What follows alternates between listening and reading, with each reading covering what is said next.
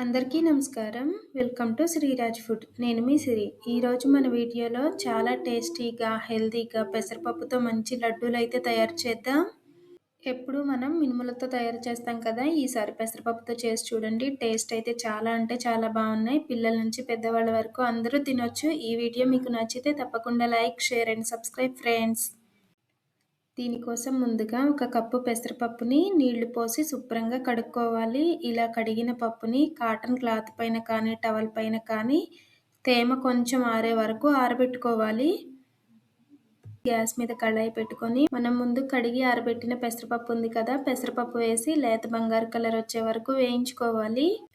మన ఛానల్లో ఇంకా ఈజీగా చేయగలిగే స్వీట్స్, స్నాక్స్ మంచి మంచి వీడియోస్ ఉన్నాయి. కుదిరితే ఒక్కసారి చూడండి. వీడియోస్ మీకు నచ్చితే తప్పకుండా సబ్స్క్రైబ్ చేయండి. గ్యాస్ తక్కువ ఫ్లేమ్ పెట్టి వేయించామంటే ఇందులోని తేమంతా పోయి చక్కగా పప్పు మంచిగా కలర్ వస్తుంది. ఇలా వేగిన పెసరపప్పుని ఒక ప్లేట్లోకి తీసుకొని కాసేపు చల్లారబెడదాం. ఇందులోకి మనం పచ్చి కొబ్బరి కూడా వేస్తున్నాం. పచ్చి కొబ్బరి ఒక కాయ కొట్టేసి సన్నగా కట్ చేసుకొని పక్కన పెట్టుకోవాలి. ఈలోపు పెసరపప్పు అయితే చల్లారిపోయింది. ఒక మిక్సీ జార్ తీసుకొని పెసరపప్పు వేసి ఒక 4-5 ఇలాచి వేసుకొని పెసరపప్పుని మెత్తగా మిక్సీ పట్టుకోవాలి. ఇలా మన వీడియోలో చూపిస్తున్న విధంగా ఈ మాత్రం పొడి అయితే సరిపోతుంది. దీనిని ఒక ప్లేట్లోకి తీసుకొని పక్కన పెట్టేద్దాం. ఈ లడ్డూలు మనం పెసరపప్పు పచ్చి కొబ్బరితో చేస్తున్నాం కాబట్టి చాలా చాలా హెల్దీ. రోజు ఒక్క లడ్డు తిన్నా చాలు, శరీరానికి కావాల్సినంత శక్తి వస్తుంది.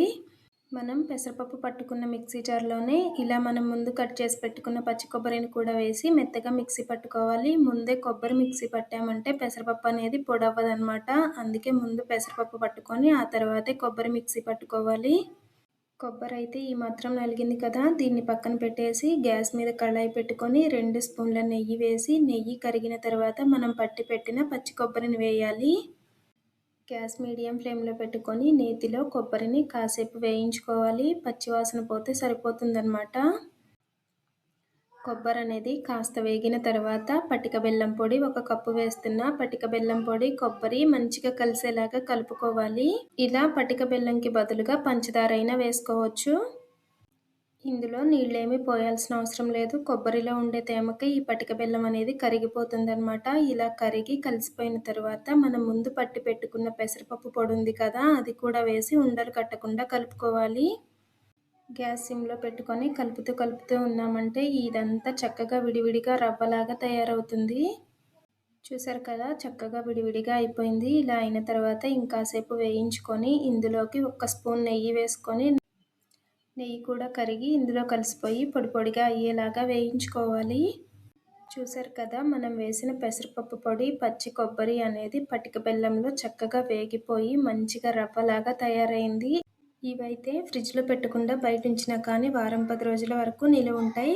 చిన్నపిల్లల నుంచి పెద్దవాళ్ళ వరకు అందరూ తినొచ్చు. చాలా చాలా హెల్దీ. ఇందులో మనం పటిక బెల్లం, పెసరపప్పు, పచ్చి కొబ్బరి వాడాం కాబట్టి చాలా తక్కువ ఖర్చుతోనే మంచి ప్రోటీన్ లడ్డు అయితే తయారు చేసుకోవచ్చు. రోజుకొకటి తిన్నారంటే స్కూల్కి వెళ్ళే పిల్లలు కూడా చాలా హెల్తీగా ఉంటారు. ఈ వీడియో మీకు ఎలా అనిపించిందో కామెంట్ చేయండి. ఈ వీడియో మీకు నచ్చితే తప్పకుండా లైక్ చేయండి, షేర్ చేయండి, సబ్స్క్రైబ్ చేయండి. మన ఛానల్లో ఇంకా మంచి మంచి వీడియోస్ ఉన్నాయి. కుదిరితే ఒకసారి చూడండి. రేపు ఇంకో మంచి వీడియోతో మళ్ళీ కలుసుకుందాం. By bye friends.